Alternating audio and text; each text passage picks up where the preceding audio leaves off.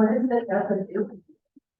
It's not hearing anything, so it's scanning, the more you talk, the more it'll hum in, the more I got you. the you talk more, it's better on you.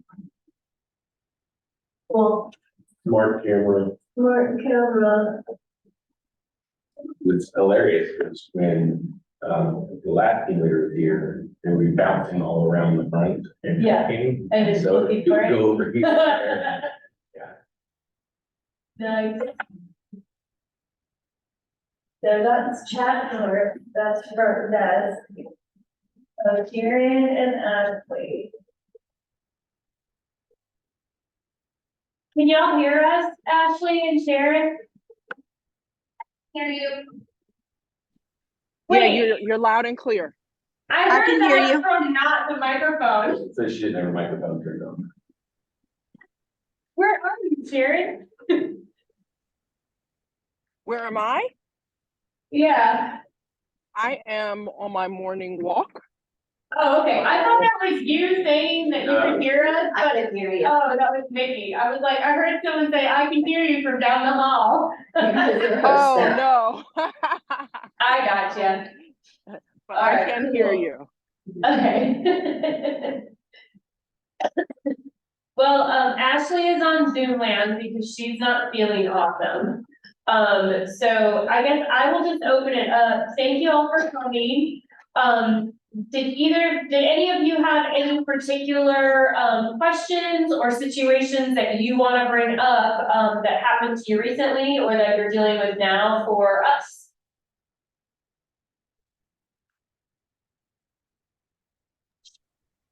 I don't. I was just listening in. Okay. I can talk about taxes if nobody has any kind of pressing issues. So we So, can start with that, Ashley. yeah, so both Gwinnett and Cobb taxes are out. And as a reminder, taxes are automatic liens on the property. So the second that bill is out, the seller does have to pay for it at closing. So they're transferring clear title. And so what that looks like from you guys and what I want y'all to be aware of is that on the buyer and seller side, if taxes come out, we might have to make a last minute change like day before, day of closing, because we don't know when those tax bills are coming out. It's just kind of when we get to August, we start double checking them, and there's not a huge grace period. Meaning if they come out the day of closing, we typically have to go ahead and collect them. And so that's going to switch what your prorations look like. So if the tax bill is not out, then the seller is going to give the buyer credit for the part of the year that the seller owned the property, because the buyer is going to pay that full tax bill. Once the tax bill is out, again, it's an automatic lien. So we have to collect the full bill from the seller, which means that instead of the buyer getting credit for the part of the year the seller owned it, now the buyer is going to give the seller credit for the part of the year that the buyer will own it, because the seller's paying the full year's bill. Either way, it doesn't really put anyone in a different spot, because at the end of the day, each side is going to pay for the part of the year that they own the property. But it's not a fun call to say, hey, instead of getting a $2,000 credit, you're going to give the seller $1,000 credit, which is a $3,000 swing as far as the money that has to come to closing. So maybe just kind of in the August to October range, whenever you're under contract, it's a good idea to just give your buyers and your sellers a heads up that taxes are starting to roll out. And so if there's a last minute switch, it's not that the attorney and the lender have failed to look at it and are, switching things at the last minute because they didn't do it right. It's being switched at the last minute because the taxes just came out for us to be able to update everything. So just kind of be on the lookout for that. Again, Gwinnett and Cobb have both come out. So I'm sure some of the other counties are going to start rolling out soon as well. Another issue with the taxes that we had come up because of this is lenders rely on the attorney to provide the estimate for the taxes. And so what we do is we look at the previous year's tax bill, and if the assessment is out, that's what we try to use as the estimate for the current year. And I had one, and Aaron might be able to talk a little bit more on like how the lenders utilize the information that we provide to them. But the issue that I had come up the other day was that the tax bill just came out. So what we had given the lender was the 2022 tax bill. And then the estimate for 2023 was that assessment. Well, because it said estimate, the loan officer, again, it was not Onward, it was a different lender. So Aaron can talk whether this is legit or not, but they ignored the estimate because it said estimate, used the 2022 tax bill. The 2023 tax bill came out and we said, hey, everybody, we got to update everything because this 2023 tax bill came out. So then there were like qualification issues based on ratios because the tax bill was so much higher for 2023 than it was for 2022.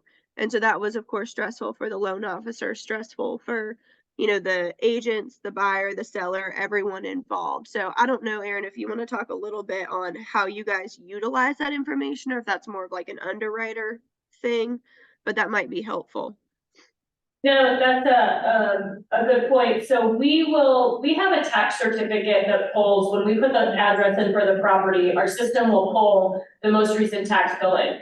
And in that tax certificate that we get, it'll have the property tax from like, say, 2022 at this point, but then it'll also give us an estimated tax if that was like strangely low, or, the new purchase price is a lot higher or something. So sometimes it'll give us an estimate. And if it does, we'll use that. On top of that, if the attorney, like Ashley is saying, sends it over to us, we are relying on that, or on the attorney to give us an estimate, along with that bill. So if she gives us an estimate that's higher based on the assessment than 2022, we're gonna use the higher estimate. We are not gonna revert to the 2022 bill if the estimate is higher. If the attorney gives us a higher estimate, we're gonna be conservative, we're gonna use that because we know, our goal is for the client to have the most accurate escrows possible and to know what they're expecting. So if they're buying a house for, 600,000 and the current tax bill from 2022 was assessed at 400, we know that their tax bill is going to go up. So we're going to use that higher amount. Apparently most lenders or other lenders, not all of them will do that. And I have run into that in the past from clients that have said the same thing. So we are going to use a higher estimate in this case, so our client won't be surprised, but that's always our goal. Sometimes you do run into a qualification issue. So in this case, they would have, we would have been known if we're running into something before we got to the tax bill coming out the day before closing. But that is something to be careful about at this time of the year. If we're qualifying someone and they're really, really tight and that bill isn't out yet, even if the estimate is there and they're barely qualifying, like Ashley's saying, if the bill comes out and it's even higher yet than the estimate, you could have an issue because they have to use that bill, which means the lender has to use that bill. Obviously, we can't qualify them on an amount that is less than what the tax bill states. So just be careful. I mean, if you're using Onward, we are giving all of the flags and all of the warnings. If clients are that tight, we try not to, encourage when we're pre-approving for them to be that tight on ratios. We like to leave some wiggle room for just this exact type of thing. So if we're maxing someone out and saying, hey, this is the max price you can go to, we're not gonna try to qualify them and say, hey, go out and shop up to, 600,000. If 600,000 puts them at a 49.99 DTI, we can't go over 50 because there's obviously estimating involved. So we're gonna shoot a little bit lower to try to get them to say, okay, you wanna max out about here, which leaves a little wiggle room for stuff like this to happen.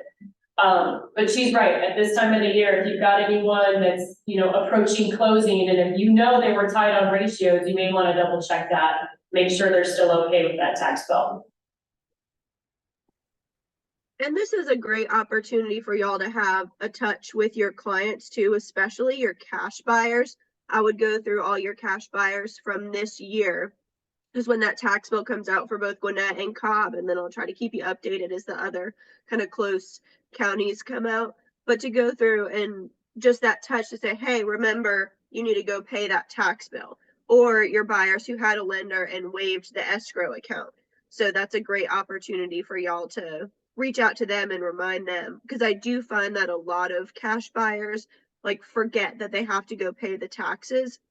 And I think part of what happens is counties don't update things very quickly. So if you had a buyer purchase a property in June and now it's August and the tax bill's coming out, the chance of the county sending your buyer the tax bill is actually pretty low. They probably have not updated their records. It's probably still going to go to the seller. And it's definitely going to still have the seller's name on it because they owned it January 1st. So that's fairly common. And I think it's a misconception that people think, oh, it's not my name on the bill, I don't have to pay it, or I didn't receive the bill, I don't have to pay it. Neither of those things are accurate. Your contract, like the GAR purchase and sale, does assign the liability to pay the tax bill to the buyer upon closing.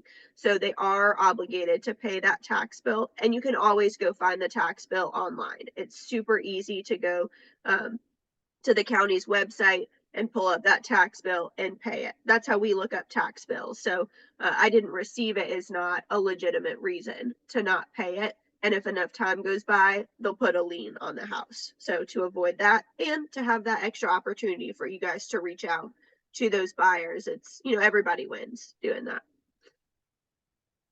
Also to your sellers, I guess all of your sellers, who sold this year, as a reminder, if you guys get a 2023 tax bill, it's the buyer's responsibility to pay for that. Now, if they have some sort of prior year's tax bill that they didn't pay and it wasn't found at closing for whatever reason, they would of course need to pay that. But for the year of the sale, so 2023, a reminder to your sellers that they might get the tax bill just because counties don't move real quick, but to not worry about it, just to send it to the property address for the buyer is like a courtesy. Along with that too, like Ashley mentioned, reaching out to your cash buyers for the year. If you talk to your buyers who did do loans also, just reminding them that, with they've escrowed it, that the lender will pay it, even though they get the bill, that's okay, that the lender's going ahead and paying that. And also, like she mentioned, it may come to the new buyer's address, to the home's address, but it still may be in the seller's name. And just for them to not freak out, that doesn't mean that the house didn't transfer into their name or something like that. It just means that the county's not that fast at updating that information. And like you said, it's still their bill, but if they're escrowed, that the lender's gonna be paying that. I always recommend to clients like the first year, just to follow up and double check. Yes, the lender's gonna pay it. The lender gets that information on the bill at the same time, that bill goes out. But when it's the first cycle, I always tell my buyers, just pop in your escrow account, around that due date, and just make sure that you saw that the lender set that payment. Because they can look at their escrow account online and see what goes in and what goes out. So I just tell them, just double check it, make sure you saw it go out, because obviously if for any reason it doesn't, or there's a hiccup, they are the owner on record, so they technically would be the ones that are late with that tax payment. I think that's a great point, and I've actually seen that come up several times recently where someone, maybe they bought in 2021, they got an escrow account, then 2022 goes by, the lender pays 2022, and now it's 2023, and they're calling saying, hey, you guys didn't pay my tax bill at closing, when it was not out when they actually closed. So again, not with Onward other lenders, but I have had that come up a couple of times. So I think that's a really excellent point, is to just double check and make sure that it's been done. Yeah, and that happens too if your clients have their loans that were sold over the year or anything like that to other servicers. I just always recommend, I check my own every now and then, just make sure you see it come out, or you make sure if you go online, you see that it shows paid. Because, there have been instances where servicers have sold a bulk of loans to another servicer, and there can be a hiccup. It's not often, but it can happen. It's all done with computers and all that good stuff. So if something doesn't transfer right, or someone doesn't, the new servicer doesn't get something timely, it could cause a delay. So it's always good to just put it in your client's head to just double check around tax time, make sure you see that tax payment go out. If you pay escrow, it should, and 9 times out of 10, there's no hiccups, it goes out like clockwork. But it's always good for them to just be in the know and know that it's good for them to double check it, since it's their name on that bill. Yeah, Also, remember for your clients who bought earlier this year, that if they purchased before the tax bill came out, those prorations where your buyer got credit from the seller for the seller's ownership part of the year, that they're based off of an estimate. So if the assessment's out, we'll try to use that because that's a really good estimate. But if the assessment isn't out yet, so in that like January to March, maybe April timeframe, because assessments come out April to June normally. So if we're basing it off of last year's tax bill, those prorations are probably much lower than in reality what they should have been. Not because the attorney made an error, we use the best estimate we've got. But now that that tax bill is out, if you have time, it's not a bad idea to just kind of look and see what last year's tax bill was and then what this year's tax bill was, and just kind of look at those prorations to see if maybe the seller owes the buyer some change there. I've been over the last several years, because values of properties have gone up substantially, there's been a big enough difference for people to want that. Know that you guys as the agents, lender, attorney, none of us can really enforce that, but I'm happy to help do the math. So if y'all close with me, I can look and see what those prorations were. Then I can look at the actual tax bill and say, okay, this is what the prorations would have been had we had the actual tax bill. And maybe the seller gave the buyer $1,000 because the tax bill was $2,000. They closed in June, but really it should have been $2,000. I say, okay, you owe them another $1,000. Happy to reach out to the other side and try to facilitate, but just know as far as enforcing it, if they just ignore me or say I'm not going to pay it, the reality is that you'd have to sue them to get it. So, but it's still a good idea. Most of the time when you say, hey, it's in the contract that you guys agree to adjust this when the actual tax bill comes out, most people say, okay, and then they make that transfer. But in the off chance they don't, it's not something that really any of us can enforce. But that's another good touch for your buyer.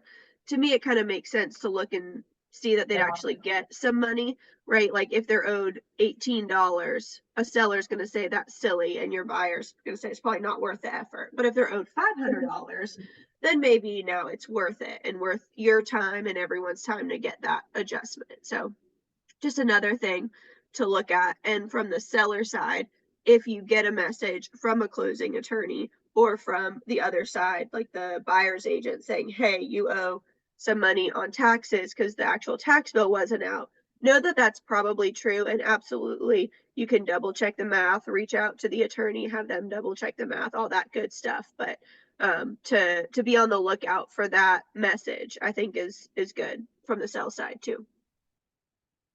Hey, Ashley, I have a question for you on that. So are you only able to do a proration? So say it's early in the year and, say it was, April of this year. And all we had was the 2022 bill, we didn't have an assessment yet.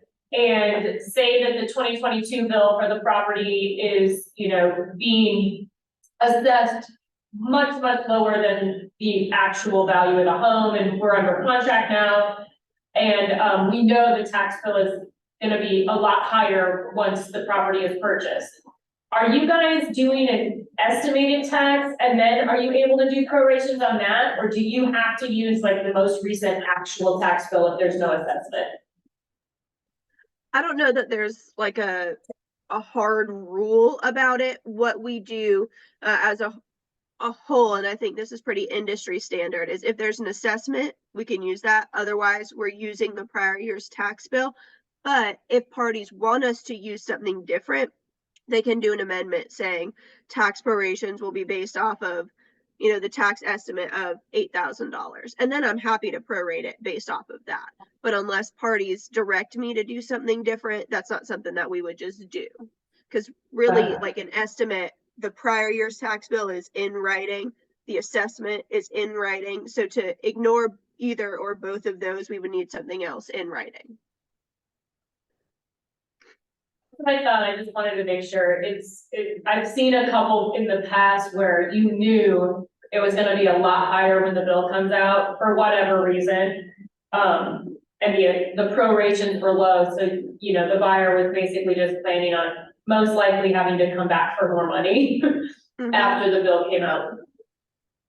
Yeah, and honestly, sometimes it can be the other way around. I've only seen that once, but where the example that I had where the buyer actually had to give money back to the seller because the tax bill we used ended up being much higher than what the actual tax bill was. So no, it can go the other direction. In this situation, it was the parties had bought, let's say it's 2019, they're selling in 2020, but as of January 1st, they had applied for like I think it was 100% disabled veteran, so they had like no taxes at all. But the best estimate we had was taxes. So the buyer had to actually cut a check to the seller. And that can happen. Again, if parties want us to use a different number, we're happy to do that. But we don't always know the scenarios that are going to change what that tax bill will look like. So we're not going to unilaterally decide that. But again, if that's what parties want, we're happy to do it.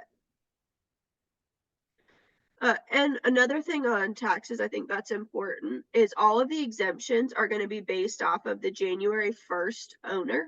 And so I get questions about like, oh, the seller doesn't have a homestead exemption, but we're going to apply for it. So our tax bill should be lower.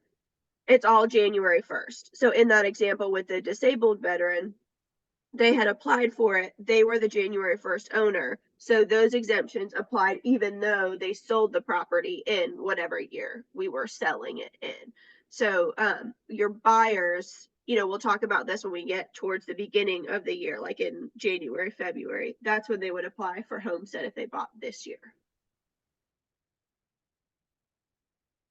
One thing I'll talk about was taxes. So this is all about the tax bills that are coming out right now.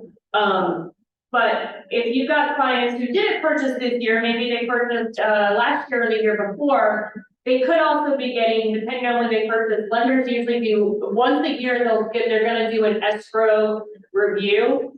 And I feel like the last month was a month that a lot of people did, a lot of times it's January or midsummer. But they're going to do a review on that escrow account to see if they're collecting the right amount. So when those tax bills come out and they're paid by the lender, obviously at that point, the lender sees, okay, well, we were collecting based on last year's tax bill, here's this year's tax bill. If the property values are continuing to go up and they're not getting a different exemption, then their tax bill is going up, which means their escrow, the amount they're paying to their escrow is probably gonna need to go up as well. So we're seeing a lot of those reviews come out and people's payments go up a little bit because their tax bill, usually the tax bill is the culprit. Your homeowner's insurance can also go up and tends to do so as well as your home appreciates in value. But I know I tend to get a few calls now and then about that when those reviews are done. So US agents might also, so just be aware of that.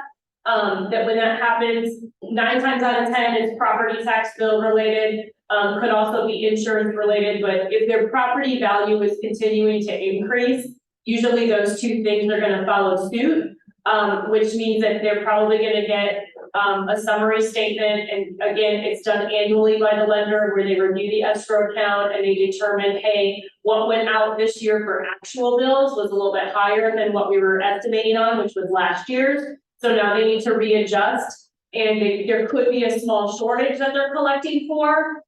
Which could mean that the homeowner is getting an option to say, hey, the shortage is, $400, you can either pay that amount and then here's your new payment so that we're on track for the next year's, or we've just included the shortage in your new payment and now here's your new payment, it's a little bit bigger, or they can have the choice.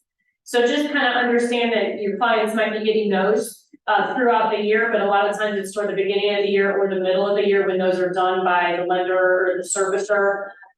So you might be seeing those too, so. Does anyone have any questions on the tax bills coming out or how it's escrowed or prorations or anything like that?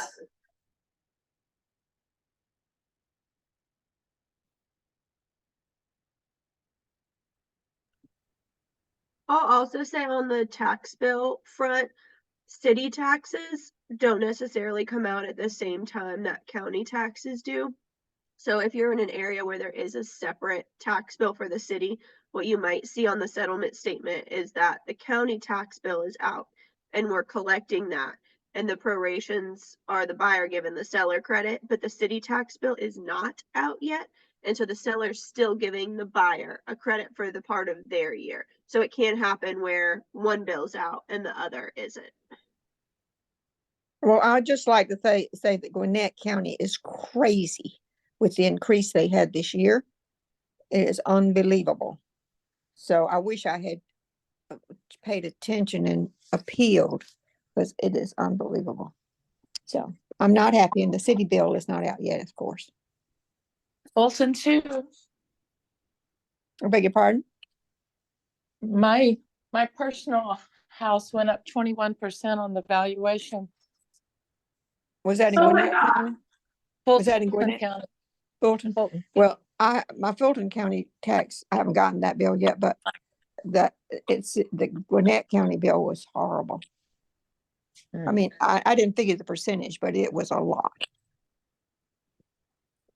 Yeah, I think the Gwinnett was pretty in line with their assessment. It was a little bit higher, at least the ones I've seen, than the assessment, but not by much. But I agree. Oh, comparing it to the previous year, they have gone up quite a bit, and we've been seeing that the last several years. Just 'cause it's been kind of crazy, the market in general and home values and whatnot. And that's a good point that you bring up about appeals, because you guys might get questions like as far as being the listing agent when we do put that bill on the seller side of the settlement statement. I can see you guys getting questions like, hey, this went up a ton. Can I go file an appeal? By the time the actual tax bill comes out, that window to file an appeal is over. And so they give you a certain amount of time based off of when the appeal comes out. So it's a good thing, maybe a good touch when appeals come out, to reach out to your buyers when the appeal comes out to say, hey, you should have received your appeal. If you think the valuation is too high, know that, or you've received your assessment, excuse me, if you think the valuation is too high, you can file an appeal to try to fight that. But I can imagine y'all would get questions once the bill comes out too, just with people being upset, because it is a big increase sometimes. Hey, Ashley, I have a random question, not related to that. Okay. On one of my rental properties, I had a water heater flood about a year and a half ago, and the one of the companies that did some work on the unit sent me their bill, and the insurance company submitted their understanding of what the work should have cost, and there was like a $1,500 gap. I contacted the worker, the company that did the work, and told them that the insurance company had offered to adjust their assessment if they would call them and talk about it. To my knowledge, the company never did. I paid them, out of the insurance proceeds, exactly what the insurer said that they thought the work should cost. I sent them several emails saying, please contact the insurance to see if you can get a higher amount. They gave me an email saying, well, we're accepting your payment as a partial payment. And then I never heard another word from them. Is there any chance that they could put a lien on my property and meet for this? Yes, they probably could. I'm guessing they gave you, excuse me, an estimate before they did the work. And then the insurance bit came over later. So they probably charged you what they said they were going to charge you. Is that correct? Yes. So they would, or they could put a lien on the property. I think if they just don't respond, maybe you could try to do like a three-way phone call where you get them both on the line, and then you can kind of bow out and they can talk about it. But I don't know that I think your relationship with the insurance company is separate and distinct from your relationship with the company that did the work. And so to them, for them to say it's a partial payment, is probably correct. For them to just not call to try to get that full amount is definitely bad customer service and is definitely not helpful, but I don't know that they're obligated to do that. Okay, so given that, 18 months have passed and there's been no further communication from them, should I assume the issue is resolved, or could they still have a lien out there? And if so, will I know that a lien's been placed on my property? I don't know that you would know that a lien was placed on the property unless you went and did a search for it. I'm not 100% sure whether there's some sort of notice requirement for liens. My thought is probably not. So you could do a name search to see if there is a lien on it. I would be hesitant to assume that it was taken care of, just because at the end of the day, it is money that they are owed based off of the agreement that you guys had. I know that that is super frustrating to be trying to call and do the right thing and them not respond and them not be calling and doing the right thing. You could call another company that does the same work and ask what they would have charged for that. And if it's in line with what you were charged, then at least you know that it was correct, and that if they do talk to the insurance company, that there is a chance that they would get it adjusted. But I don't know that I have a whole lot of productive suggestions on what you can do moving forward, but I probably would not just assume that it's fine. Okay, I see. Yeah, I'm afraid at this point, it's been so long. I mean, the insurance company people were super helpful and told me, yeah, we'll make an adjustments up to 12 months after the event. But, that time has passed now. So, yeah. And I mean, I'm not necessarily saying that you have to go pay it. You could talk to a litigation attorney about it just to see what that ends up looking like. Cause I don't necessarily see from that perspective very often. And that's not what I'm, I guess, trained to do every day is help on that front. But they might have some advice, but at the end of the day, you might end up paying them more than $1,500. So you could always wait and see if there's a lien. If they never file a lien, whatever. But if they file one, then you could pay them at that point. Okay. I think the next thing I should do is just do a search and see if there's a lien. Do you know how to do a name search to see if there's a lien? I don't. Okay, it's on GSCCCA, so that's a paid service. I think y'all's office does have a membership, but so do I. So if you want to send me the county, I think you said it was Fulton, but if you'll just send me an email with the county, I'll do a name search on, is it you that owns the house or does someone else own it? I own it. Okay, I can do a name search on you. It's not necessarily definitive, but I can certainly look, because every now and then a lien gets filed and they just mention the property, which is not really correct, but it ends up still being a lien. And I can't search by the property. I have to search by your name. So I'll do a name search to see if I see anything, but that's not necessarily 100%, but it's pretty close. Okay, I'll send you the address. Okay. Thank you. You're welcome.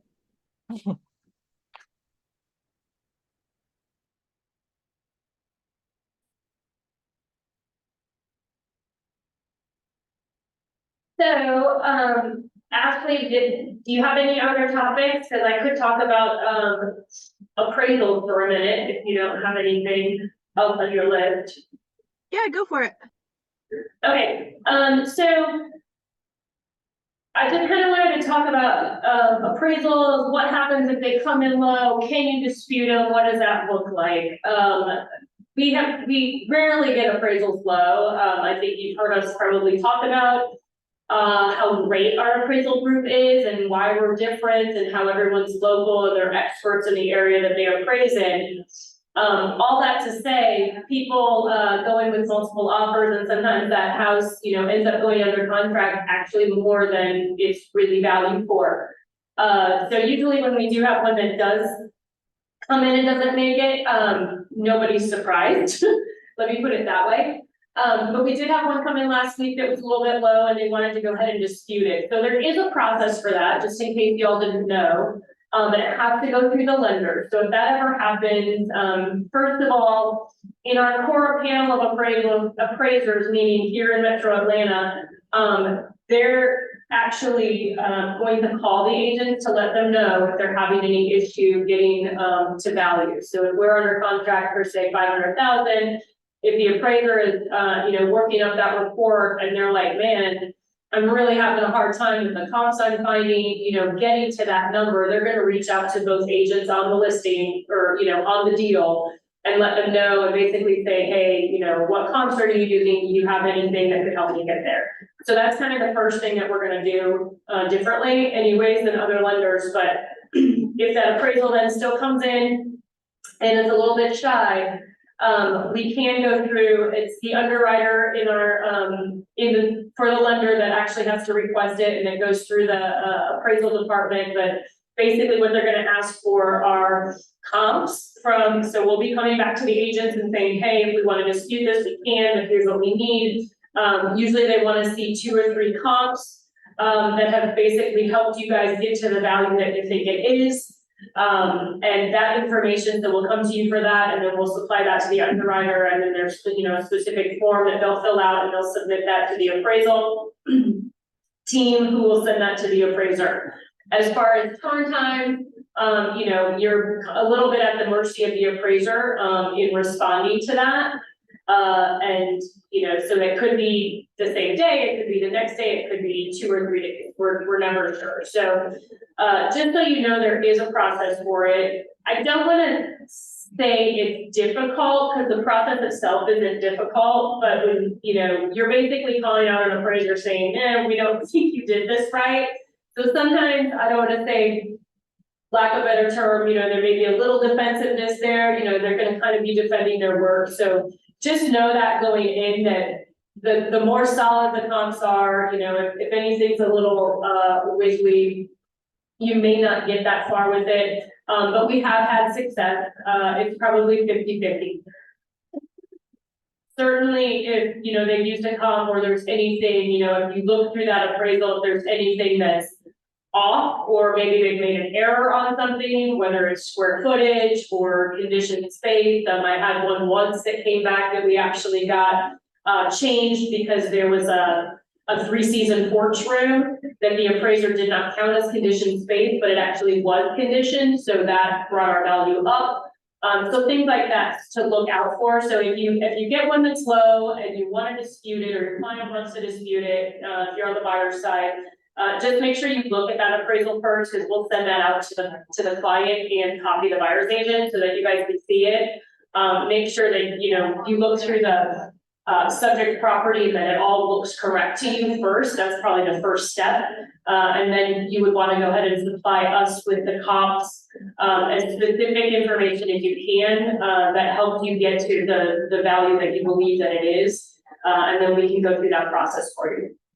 The lender, we do it through our appraisal department, if it's conventional or FHA. Obviously, if it's VA, that's a little bit different of a process. If anyone has ever heard the term Tidewater, I have no idea why it's called that, but that's VA's term for if they're trying to appraise a property and they think it's going to come in low. They say, excuse me, they issue what's called Tidewater, and that's basically their version of saying, I'm gonna send this in and it's gonna be low. If you guys wanna send me comps and stuff before I turn it in, I will look at those. That's kind of what that means. So if you ever get a call from us, if you've got a deal or a call from the lender, if you've got a property that is a VA loan and you're waiting on that appraisal, what they'll do is they'll issue that Tidewater and they'll reach out to the lender, and then the lender will reach out to both agents. And this is before we have the report. So we have no clue how low they're thinking it's going to be. If it's gonna be $2,000 low, $20,000 low, we have no idea. They don't share that.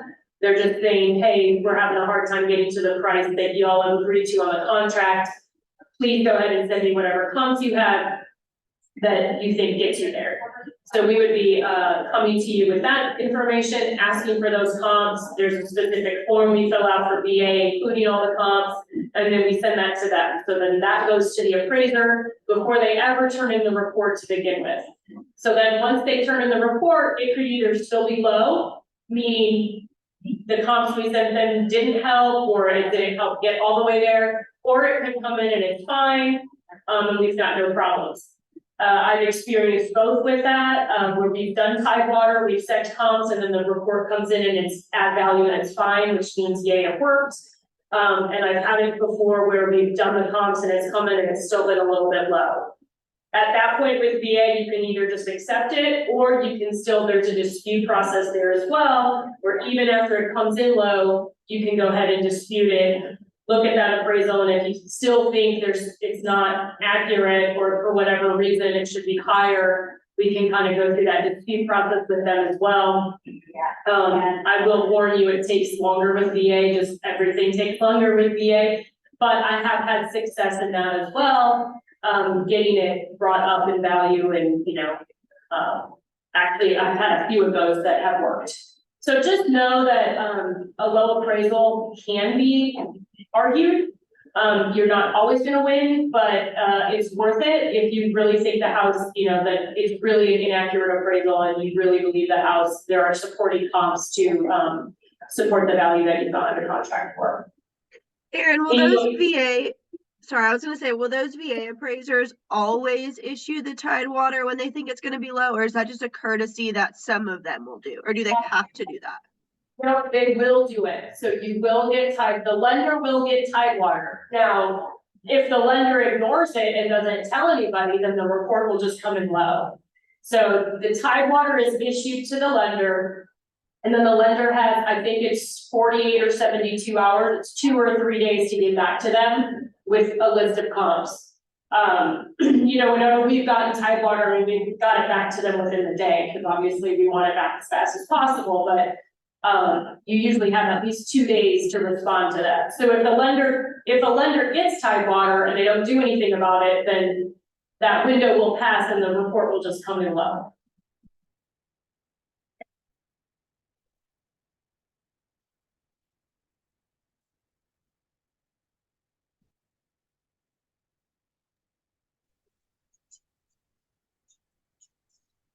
Or don't have a sketchy one that'll just ignore that, because that's huge. Oh, yeah. No, I mean, it's actually, as much grief as VA gets on the appraisal side of things, because they take longer, the view is they tend to come in, a little bit lower than conventional and stuff. There are some really good appraisers in the VA. There are some not as great appraisers also in the VA, but the Tidewater is a pretty decent, way of doing things, that process, so it does give you a chance to, especially if sometimes, when you order a VA appraisal, it goes to the VA group, so that's the only appraisal, like for us, we don't have control over the timing, because it's not going to our panel of appraisers where we can get it back in a few days, or rush them if we want. VA is its own beast, it goes through the VA, they send it to their appraisal group, it gets assigned. I mean, timing, you can't say, hey, I need this back in a week or whatever. It's there on their own time. So the key to VA is, one, getting it ordered as soon as we're under contract, so we have enough time. And then, if this were to happen, you jump on it and you go through the process. But it can happen, and it can be fought, and it can be won. So just knowing, a lot of times agents know, hey, we know we're pushing value on this one, or no, this is spot on, like this is not good, not a good appraisal. So those are the obvious ones we want to fight. And conventional and FHA don't have a similar process to the Tidewater process. They could just come in low, and then it's low, and then you have to go the traditional fighting. Okay. Exactly. So and what I said by our appraisers calling, that's something that we've set up with ours as a customer service standard. So that is not normal. Most lenders are not you're not gonna get a call from the appraisal before an appraisal comes in low. That is something we at Shelter Onward have done, and it's not for the whole state. This is like our main metro, where 80 to 90% of our loans are done, the main metro counties. Those panels of appraisers, you know, Fulton, Gwinnett, DeKalb, Cobb, those counties, if it's in metro Atlanta, you're going to get a call from an appraiser. They're actually gonna try to call you as an agent and say, hey, I'm having some issues with this. You know, any information you can give me to help. I mean, there might have been something in the neighborhood that closed the day before that they don't have access to yet, that you do. So anything like that, that's what they're calling for, just to see if maybe you've got information that they don't have access to yet, that helps support the value that you guys have agreed to. So that one's a courtesy. The VA is the standard VA process for Tidewater.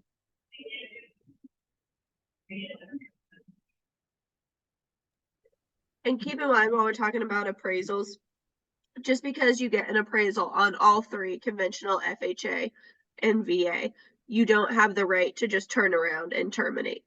You have to go through certain steps to allow the seller to reduce the sales price.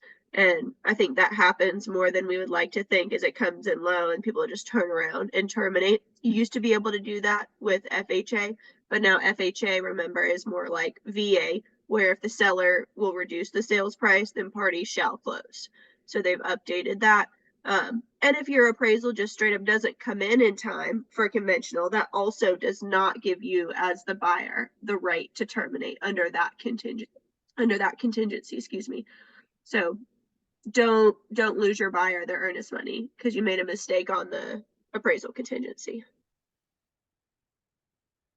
Good point.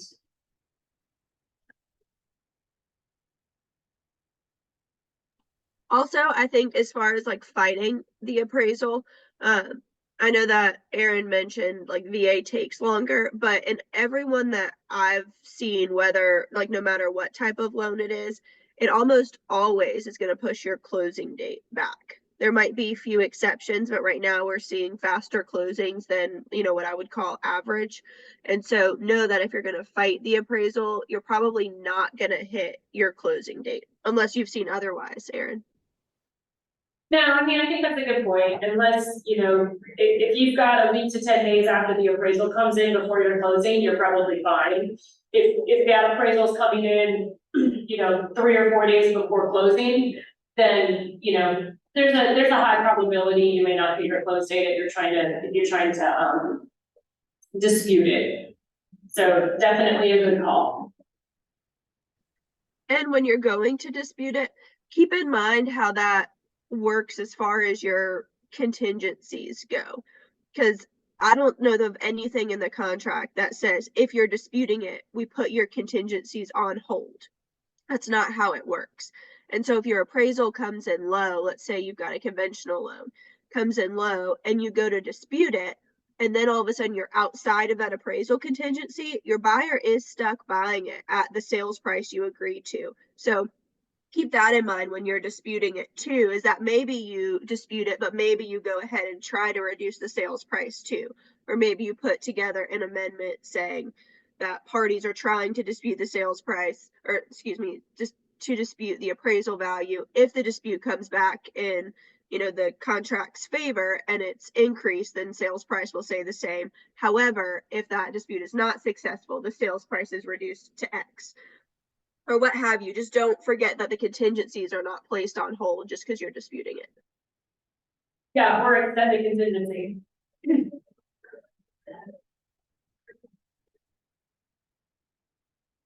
Anybody have any other issues or questions they want to chat about?